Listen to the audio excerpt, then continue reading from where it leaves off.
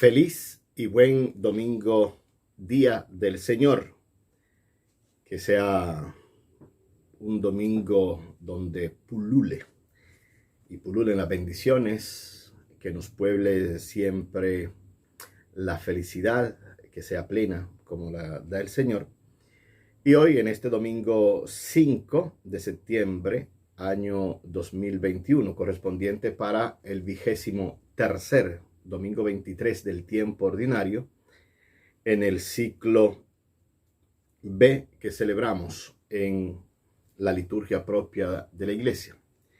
Llegue nuestro abrazo, nuestra bendición y el deseo siempre profundo de que la palabra vaya calando en sus corazones, lógicamente en mi corazón, para que podamos de alguna manera también transformarnos nosotros y nosotras en la palabra andante del Señor. Hoy, en esta liturgia de este domingo 5 de septiembre, nos acompaña en la primera lectura el profeta Isaías de manera breve, en ese capítulo 35, los versículos del 4 al 7a. Dice el profeta: digan a los cobardes, sean fuertes, no teman. Ahí está su Dios, que trae el desquite. Viene en persona, los desagraviará y los salvará. Se despegarán los ojos del ciego, los oídos del sordo se abrirán. Saltará como un ciervo el tullido, la lengua del mudo cantará. Porque ha brotado agua en el desierto, arroyo en la estepa. El arenal será un estanque, lo reseco un manantial. Palabra de Dios. Y a ello respondemos con el Salmo 145. Alaba, alma mía, al Señor, que mantiene su fidelidad perpetuamente, que hace justicia a los oprimidos, que da pan a los hambrientos. El Señor liberta a los cautivos. Alaba, alma mía, al Señor. El Señor abre los ojos al ciego. El Señor endereza a los que ya se doblan. El Señor ama a los justos. El Señor guarda a los peregrinos. Alaba, alma mía, al Señor.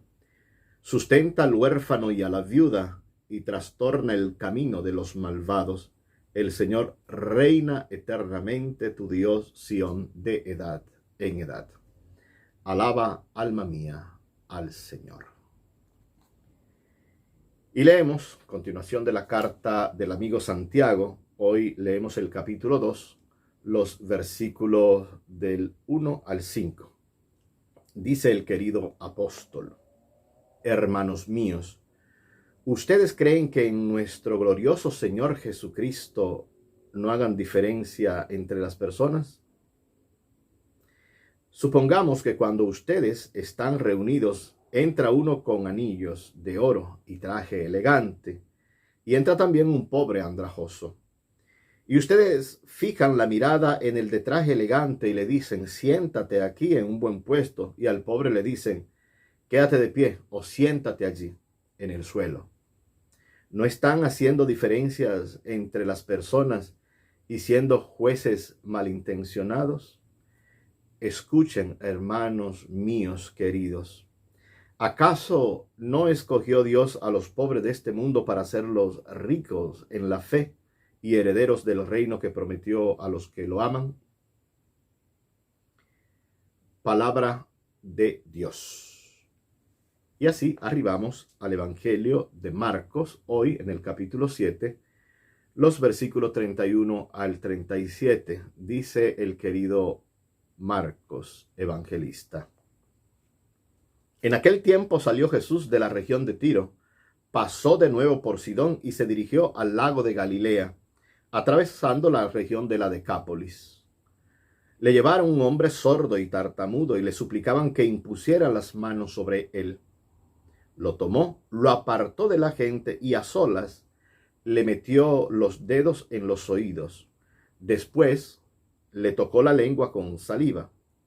Levantó la vista al cielo, suspiró y le dijo: Efetá, que significa ábrete. Al momento se le abrieron los oídos, se le soltó el impedimento de la lengua y hablaba normalmente. Les mandó que no lo dijeran a nadie, pero cuanto más insistía, más lo pregonaban. Llenos de asombro comentaban: todo lo ha hecho bien. Hace oír a los sordos y hablar a los mudos. Palabra del Señor. Esta es la palabra. Esta es la esquela. Este es el camino.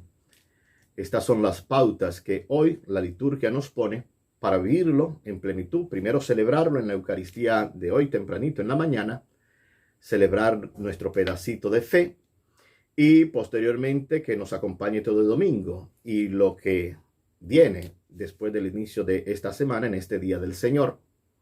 Empezando por el profeta Isaías, el profeta de la esperanza, que en tiempo de amargura, en tiempo de resequedad, en tiempo de angustia, en tiempo de opresión, en el tiempo de la discordia, en el tiempo del exilio, en el tiempo del sentirse aplastado, el profeta sigue atisbando la esperanza.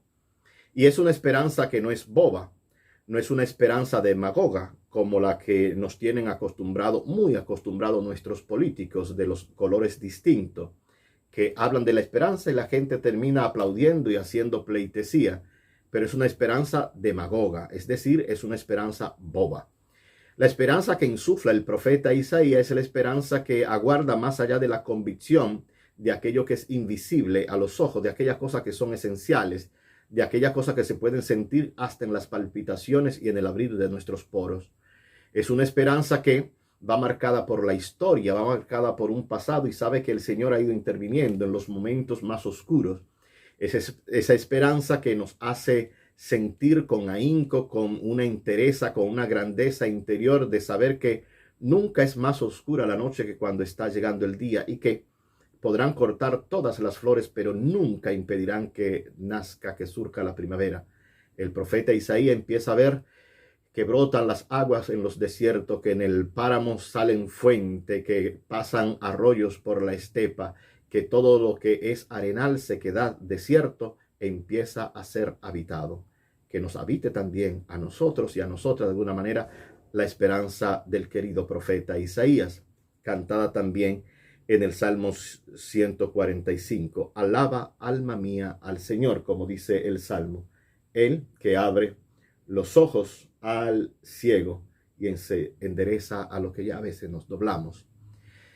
Podríamos quedarnos con el querido Santiago, lo veíamos, lo escuchábamos y nos ha acompañado durante toda esta semana pasada con aquel grito de la religión auténtica, la religión verdadera, la religión que es grande, que es agradable al Señor, que es ponerse al lado de las personas más carenciadas, de las personas puestas al margen, de las personas con mayores necesidades, expresada en término bíblico con la expresión viuda y huérfano. Hoy hace un llamado fuerte a la comunidad, no por algo que va a suceder o podría suceder, sino por algo que ya se está dando en las comunidades cristianas primigenias, y es hacer el distingo, la distinción, la acepción de personas, unos que son bienestantes, unos que son pudientes, y por la forma que tienen de vestir, cómo se presentan, ya empezamos a hacerle primeros puestos, a rendirle pleitesía, a ponerlos en los primeros lugares. Santiago va a dar de cuajo como un corte de machete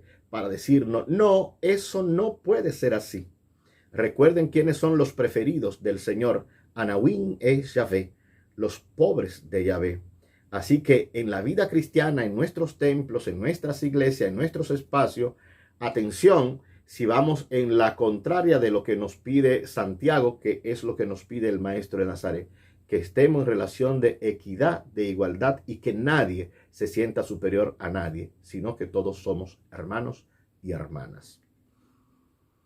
Escuchábamos hoy también el Evangelio, capítulo 7 del querido Marcos, evangelista, y escuchamos que Jesús está como un turista, está turisteando, o quizá no turisteando, quizá buscándose un descansito después de estar en todas las regiones judaicas, entre Cafarnaún, entre Nazaret, la zona de Judea, Galilea, etcétera, recorriendo caminos por aquí y por allá.